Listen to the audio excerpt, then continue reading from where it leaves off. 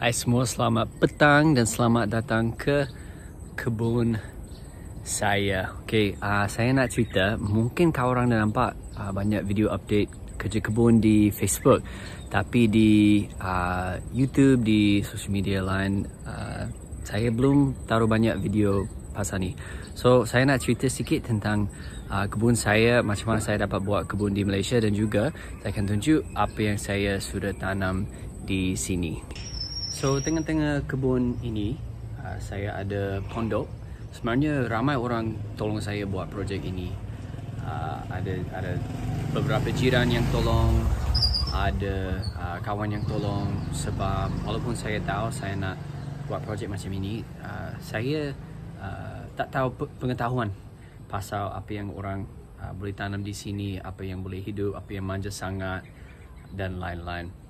Tapi yang first yang saya tahu, saya nak pondok. So, beberapa tahun lepas saya dapat melawat Istana Melayu di Melaka.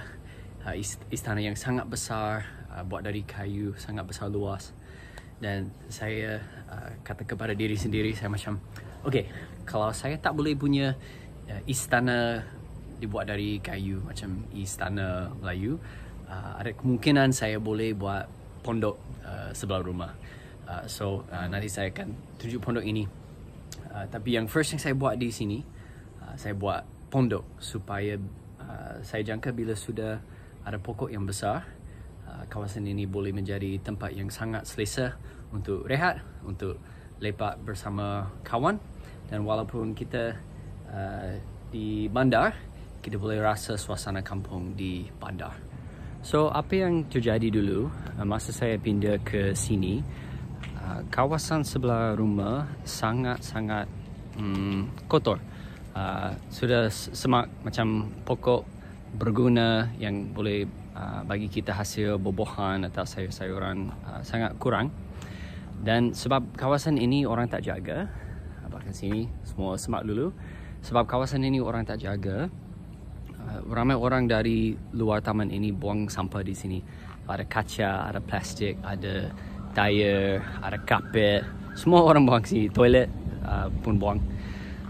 So, saya ambil keputusan, so ini jangkaan saya jangka kalau saya buat projek ini untuk buat kebun cantik dan kemas, tak mungkin orang buang sampah lagi. So, saya dan satu kawan baik saya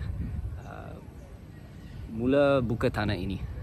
So, kita start dari dulu, tanah tak subur, ada banyak sampah. Kita susah nak tanam sebelum buang semua batu dan lain-lain. Tapi sikit-sikit lama-lama, kawasan yang orang buang sampah jadi lebih cantik. So, yang first yang saya tanam pokok ceri. Pokok ceri ini bahkan saya sudah besar sangat. Tengok. Saya tanam sebab masa kawasan ini kotor sangat. Actually, burung tak ada, rama-rama kurang, lebah tak ada.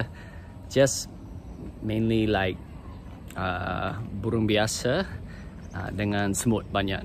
Itu saja yang kita boleh nampak di kebun ini. Tapi selepas beberapa tahun, projek ini berjalan. So, saya tunjuk semua pokok yang kita ada di sini. So, yang first yang saya nak tunjuk, belakang saya ada pokok plum atau pokok mangga. Jiran bagi ini kepada saya.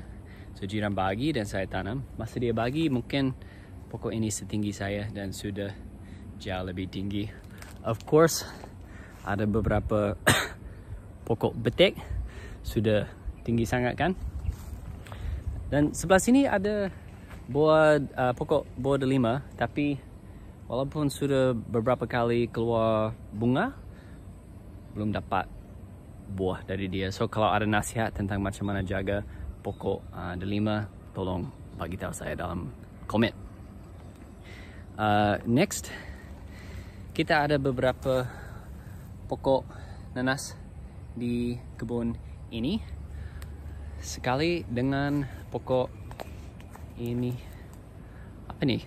Saya dah lupa nama buah apa ni. Tolong komen di bawah. Ada banyak pokok ni. pokok ini tak manja sangat. Belakang saya sebelah sana hujung sini ada banyak pisang. So setiap bulan ada hasil dari pokok pisang. Di dekat dengan pondok kita ada limau, supaya kalau nak buat ayak sendiri boleh buat. So ni cerita pondok. Jiran saya bagi saya dia punya bumbung, sebab dia tukar bumbung di rumah dia dan dia ada maybe 2/3 cukup untuk buat bumbung dia, dan kita keluar dan cari bekas untuk siapkan ini. Jiran saya rasa lorong ini atau lorong lain dia jual kayu lama. So semua ini kayu lama. So dia bagi saya tiang 4x4 4x4 dan semua kayu lain. Ini kotor sikit, minta maaf. Tapi di bawah sini ada tapak supaya store di bawah tak jadi tempat yang tak jadi macam sarung babi atau tempat binatang lain untuk tinggal. Sebelah pondok, selepas saya tanam pokok ceri, saya tanam ini. So masa saya tanam, maybe tinggi dia 1 kaki saja. Ini pokok mangga tapi jenis special sikit. Ini harum manis dari Perlis. So pokok ini lebih besar sekarang tapi belum keluar bunga dan belum keluar buah. So saya tak tahu kalau kita boleh tanam pokok mangga harum manis di Penang.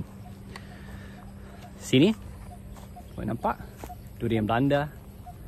Belakang sini ada pisang lagi. And then actually pokok mangga ini sudah keluar buah, sudah 2 kali keluar buah, dan buah dia sangat sedap. Warna dia ungu dan sedap. Kadang-kadang orang tahu pokok ini apa, dan dalam bahasa Inggeris pokok moringa. So orang makan pokok moringa, daun dia dan biji dia untuk kesihatan. Masa saya kecil, saya baca buku novel, dan dalam buku itu orang ada pokok lemon, dan saya lari sebab saya nak cakap kepada ibu, lari kepada ibu dan cakap, ibu boleh tak sebelah rumah tanam pokok lemon? Dan dia balas, minta maaf, di sini tak boleh tanam pokok lemon, sebab di mana saja suhu turun di bawah 0 tak ada pokok macam ni. So akhirnya saya dapat tanam apa yang saya nak, ni pokok lemon, dan tidak lama lagi saya boleh kutip ini. Kalau korang duduk sebelah sini jangan curi ya. Ini dari zaman kanak-kanak saya mau ini, jangan curi ya. Okay. Dan akhirnya ada just pokok biasa juga. Ada pokok betik, ada pokok daun kari. Banyak yang boleh makan, banyak boleh dinikmati di sini. So apa yang mencabar selama saya buat projek ini? Of course, satu, kadang-kadang kita tanam sesuatu dan apa yang kita tanam mati. Mungkin sebab benih tak bagus, mungkin sebab cuaca tak elok, atau mungkin sebab kita kurang pandai menjaga apa yang kita tanam. Apalagi kadang-kadang kita tanam dan tanah tak subur, mungkin sebab apa yang terjadi di sini sebelum kita ada di sini. So itu yang mencabar. Tapi juga banyak yang saya belajar.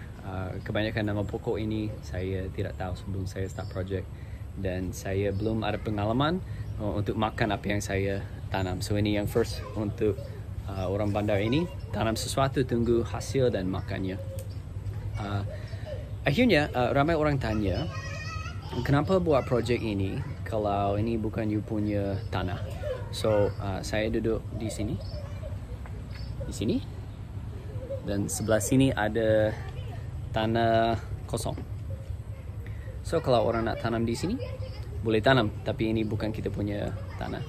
So kenapa buat projek, meluangkan banyak masa, pakai duit untuk buat projek kalau mungkin kita tidak boleh pegang tanah ini sepanjang hidup.